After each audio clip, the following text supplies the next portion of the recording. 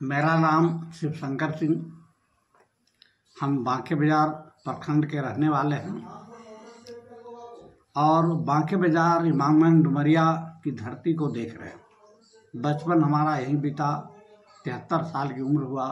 इतने बड़े उम्र में मोरहल नदी को कभी सूखा हुआ हम नहीं देखे थे, लेकिन इस वर्ष यानी 2023 में एक समय ऐसा आया कि देखा कि जो बड़की नदी के नाम से विख्यात है इलाके में, उसमें एक बूंद भी पानी इस साल बरसात के 4 महीनों में नहीं दिखाई पड़ा।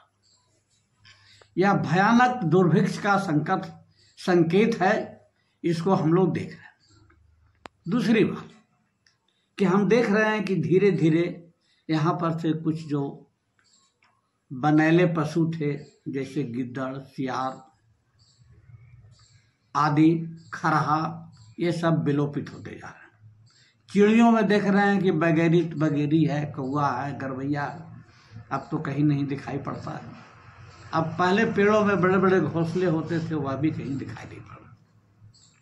यह सब ही संकेत है इस इलाके में एक भयंकर अकाल के चपेट में इस इलाके को आने की। इन तमाम गतिविधियों को, इन तमाम प्राकृतिक आपदाओं को देखते हुए हम लोग जो यहाँ पर कुछ समाज सेवी किस्म के लोग हैं, जो कुछ ज़्यादा जागरूक हैं, उनसे हम लोग आपस में विचार किया और विचार करने के बाद में पा रहे थे कि 2017 से लेकर लगातार संघर्ष के बावजूद इलाके में प्रशासन हमारी बातों को नहीं सुन रही है और लगातार बालू की तस्करी हो रही है। यहाँ का बालू कलकत्ता, कानपुर जा रहा है और हम लोग नदी की बर्बादी अपने आंखों के सामने देख रहे हैं।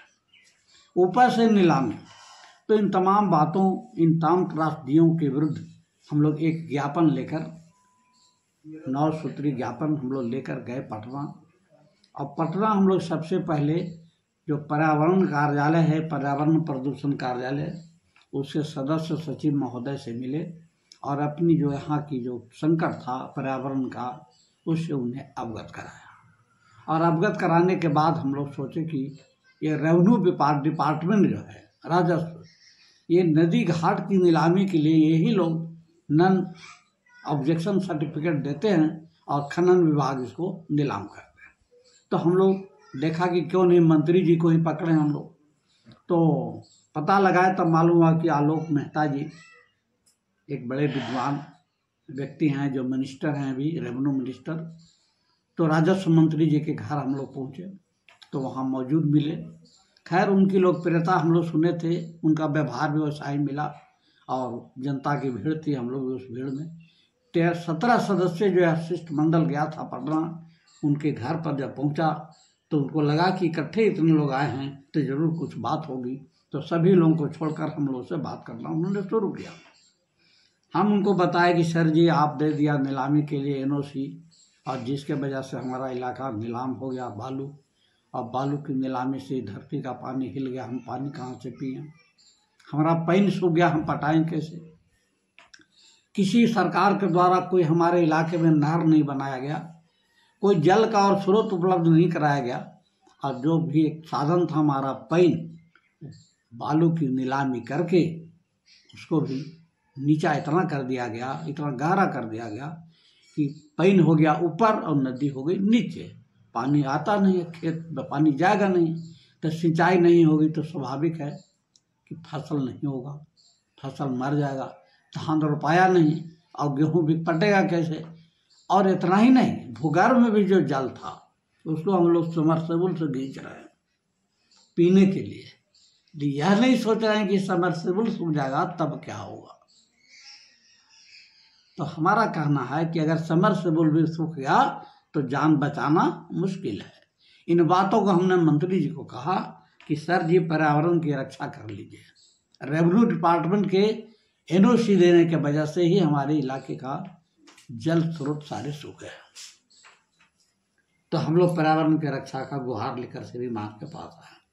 तो हमारा मेमोरेंडम बहुत ही चाव से लिया उन्होंने, और 2-3 लाइन पढ़ने के बाद कहा कि भाई, आप रहते हो इमामगंज डुमरिया बांके बाजार के सुदूरवर्ती इलाके में, लेकिन काम ऐसा कर रहे हो जो बिहार में कहीं नहीं हो रहा है। और वह है दूसरे के लिए लड़ता, आप पर्यावरण की रक्षा के लिए आए हैं। अभी तक तो सब आदमी आया अपने रक्षा के लिए, अपने फायदा के लिए। अब 17 आदमी का टीम अपने खर्च पर आप हमारे आस पास आए हैं।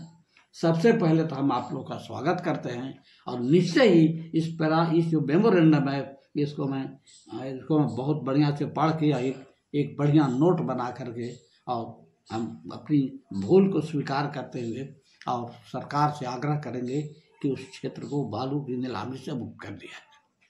उसके बाद हम लोग वहाँ से निकले और चले गए उदय नारायण चौधरी जी के पास। उदय नारायण चौधरी जी भी हड़बड़ा गया कि एक भाई हारल विधायक क्या काल आया है लोग।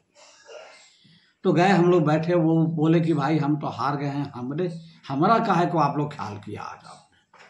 तो हम लोग कहा कि आप हार गए हैं वोट से ना, जनता दिल से आपको चाहती है और जब भी हम पर संकट आता है तब हम आप लोग आपके पास आते हैं। और वहाँ पर गए, उन्होंने हम लोग को खातिरदारी किया, बैठाया और कई अफसरों से उन्होंने बात करके हमारी बात को आगे बढ़ाया और समय निश्चित करके हम लोग को पर्यावरणीय ऑफिसर से भी मिलाया।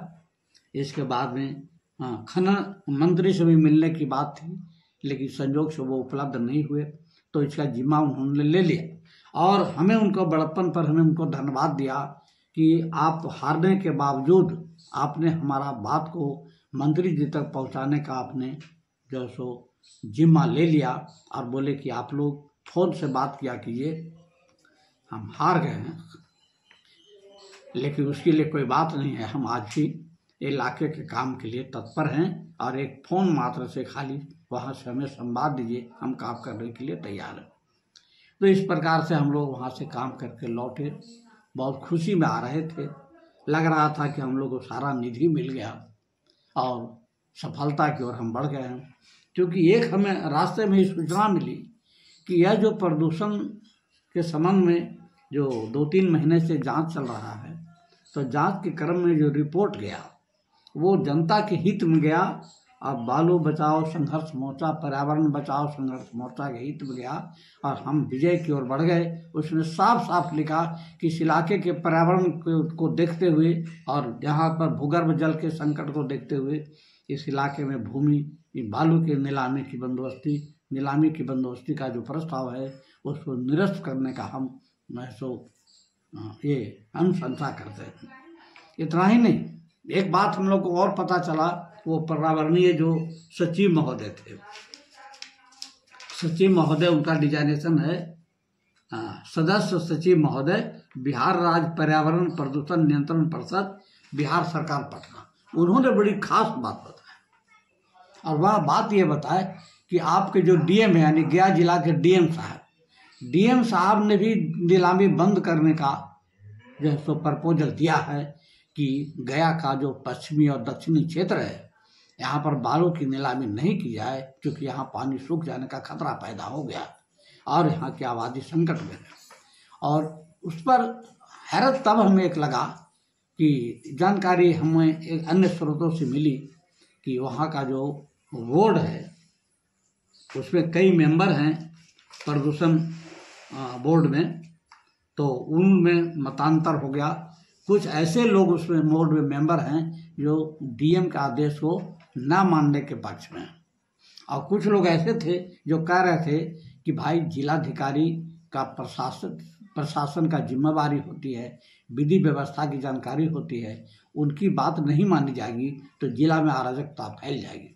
और हम लोग जिलाधिकारी के जो गया है रपट, उसके लिए हम लोग उनको धन्यवाद देते हैं कि आपने हमारे दर्द को बुझा है और हम लोग आंदोलन तो करेंगे ही अगर यह काम नहीं हुआ, क्योंकि जिलाधिकारी ने अपना जो रपट दिया है वो जनता के हित में है। अगर बोर्ड उसको नहीं मानती है तो ये बोर्ड की गलती होगी और यह जनता जो अब जाग चुकी है, बालू के प्रति समर्पित हो चुकी है, ये लोग अपना दावा छोड़ने को तैयार नहीं है। अब बालू जब उठेगा तो इस इलाके के लोग मरने के लिए तैयार हैं, क्योंकि गांव-गांव में एक नारा गूंज रही है कि हम जान देंगे पर बालू नहीं देंगे।